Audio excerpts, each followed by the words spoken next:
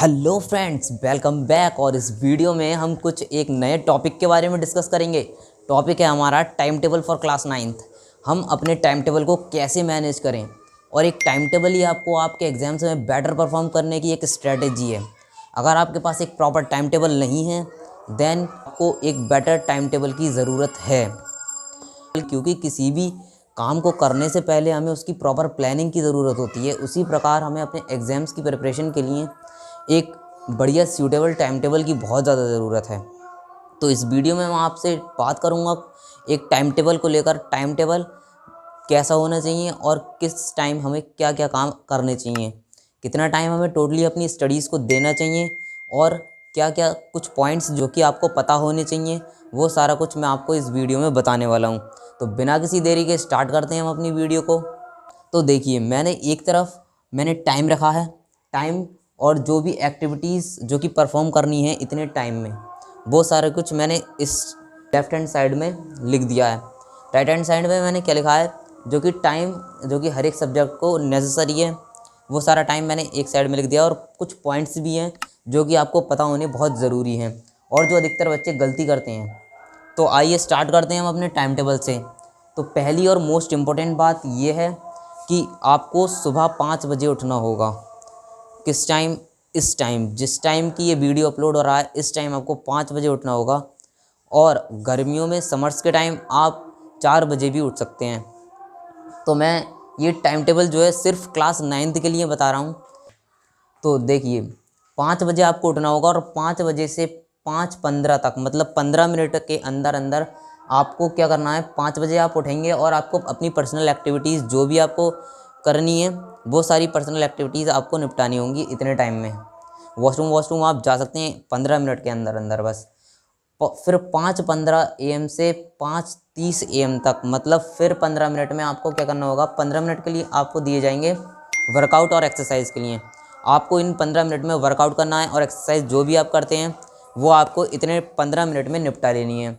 उसके बाद हम बढ़ते हैं आगे। तो 5:30 बजे से आपको 7 बजे तक आपको वो सब्जेक्ट निपटाना है आपको जो कि आपको बहुत ज़्यादा परेशान करता है। उस सब्जेक्ट को लेकर आपको बैठ जाना है 5:30 बजे से 7 बजे तक। आपके पास टाइम काफ़ी है, 1.5 घंटे का टाइम है। उस सब्जेक्ट को आप बहुत अच्छी तरह से परफॉर्म कर सकते हैं इतने टाइम में।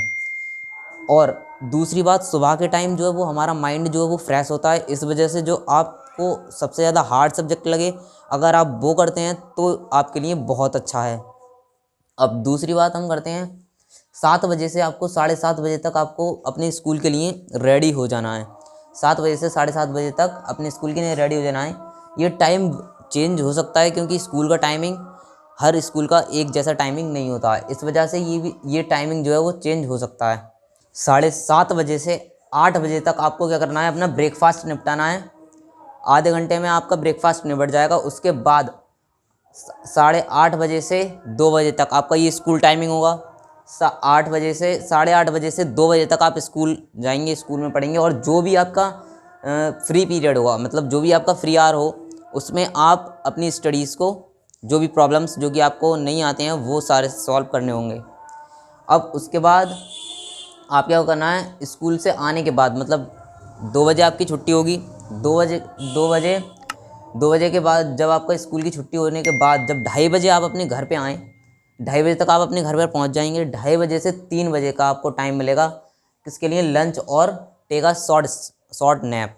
इसका मतलब क्या है, 2:30 बजे से 3 PM तक, मतलब आधे घंटे आपको मिलेगा। आप अपना जो लंच है उसको करें, और उसी में अगर हो सके तो आप छोटी नींद भी लें। छोटी नींद होता है नैप का मतलब। अब 3 बजे से 5:30 बजे तक आपको अपना होमवर्क और जो भी स्टडी वर्क है आपका, वो सारा कुछ आपको निपटाना होगा। इसी टाइम में आपको अपने टेस्ट पेपर्स भी सॉल्व करने होंगे। जो भी आपके स्कूल में जो भी होमवर्क दिया जाएगा, जो भी आपको स्टडी करनी है दिन के टाइम, वो सिर्फ इसी टाइम में कर सकते हैं आप। 3 बजे से 5:30 बजे टाइम काफ़ी है, 2.5 घंटे का टाइम है। 2.5 घंटे में आप अपना होमवर्क और स्टडी वर्क और टेस्ट पेपर भी सॉल्व कर सकते हैं। अब इसके बाद 6 बजे से 7 बजे, 5:30 बजे के बाद आपको आधे घंटे का गैप लेना है। आधे घंटे में आप कुछ भी कर सकते हैं। 6 PM से 7 PM अगर आपकी कोचिंग हो तो आप वो कोचिंग जा सकते हैं।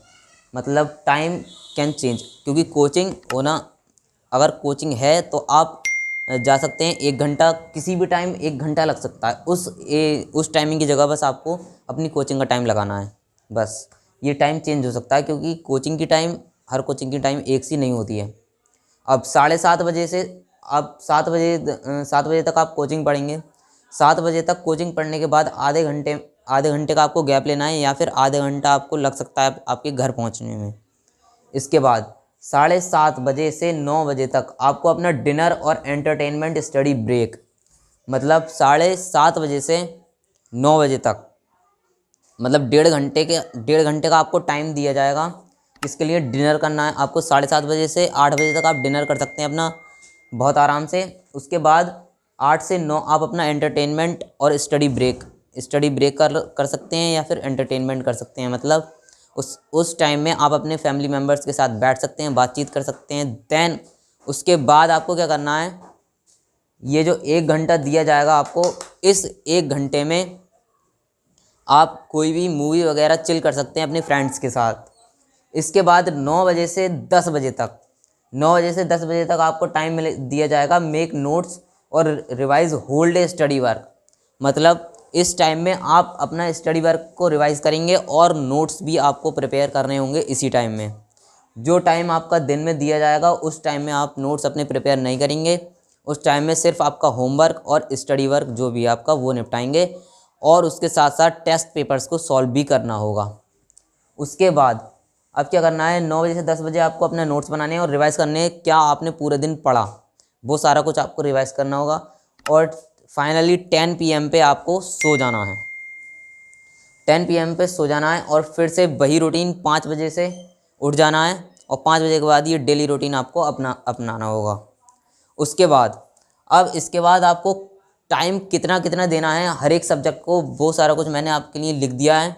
जैसे कि मैथ्स के लिए आपको टाइम लगेगा 2 आवर्स का, मैथ्स को 2 आवर्स, और साइंस के लिए आप 1.5 घंटा। साइंस के लिए जितने तीनों सब्जेक्ट हैं, फिजिक्स केमिस्ट्री बायो, इन तीनों के लिए आपको 1.5 घंटा ही देना है। उसके बाद सोशल साइंस के लिए भी आपको 1.5 घंटा ही देना होगा। 1.5 घंटा सोशल साइंस में ज्योग्राफी, हिस्ट्री, सिविक्स, ये तीनों निपटाने के लिए आपको 1.5 घंटा बहुत है। इसके बाद इंग्लिश और हिंदी, मतलब इंग्लिश या फिर हिंदी, इन दोनों में से आप कोई एक सब्जेक्ट को 1 घंटा पढ़ना है। मतलब जैसे कि अगर आपने मंडे को इंग्लिश पढ़ा 8 से 9, इंग्लिश पढ़ने के बाद अगर आप ट्यूसडे को पढ़ते हैं तो ट्यूसडे को आप इंग्लिश नहीं पढ़ेंगे, हिंदी पढ़ेंगे 8 से 9। तो बस 1 घंटा आपको इंग्लिश या फिर हिंदी दोनों में से किसी को भी 1 घंटा देना होगा। इससे मैथ्स को 2 घंटे दे रहे हैं हम, साइंस को 1.5 घंटे, और सोशल साइंस को 1.5 घंटे, इंग्लिश को और इंग्लिश या फिर हिंदी में से किसी एक को 1 घंटा। अब ये टोटल टाइम कितना हुआ, 6 घंटे। मतलब आपको पढ़ने के लिए सिर्फ ज़्यादा टाइम नहीं देना है, 6 घंटे का टाइम आपकी पढ़ाई के लिए बहुत है। अब जो पॉइंट्स जो कि रिमेंबर रखने हैं, आपको याद रखने हैं while following this time table, वो पॉइंट्स क्या हैं। डोंट स्टडी 2 और 3 आवर्स विदाउट ब्रेक। मतलब 2 या 3 घंटे अगर आप पढ़ाई करते हैं तो 2 या 3 घंटे में आपके पास ब्रेक होने चाहिए।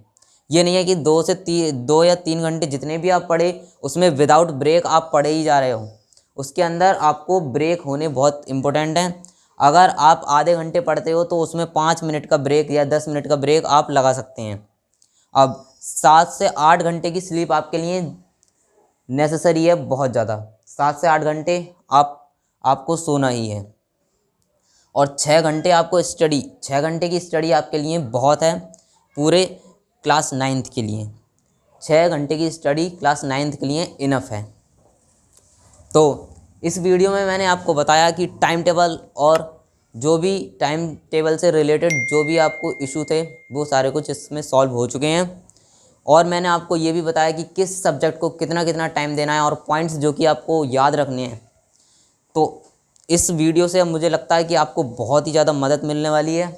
जो मैंने पॉइंट्स आपको ये बताए हैं, इन पॉइंट्स को आपको याद रखना है, क्योंकि ये पॉइंट्स बहुत इंपॉर्टेंट हैं। बहुत से बच्चे इन पॉइंट्स को खो देते हैं। और एक और नेसेसरी बात मैं आपको बता दूं कि ज़्यादातर पढ़ाई करते समय जो ज़्यादातर पढ़ाई में ही लगे रहते हैं वो अपने हेल्थ पर ध्यान नहीं देते हैं। तो ज़्यादातर मैं रिकमेंड करूँगा कि आप अपनी हेल्थ को साथ साथ स्टडीज़ पर ध्यान दें, क्योंकि स्टडीज़ पर ही ध्यान देना आपके लिए सफिशिएंट नहीं है, अपनी हेल्थ को भी देखना होता है। इसीलिए आपको अपनी हेल्थ का भी प्रॉपर ध्यान रखना होगा।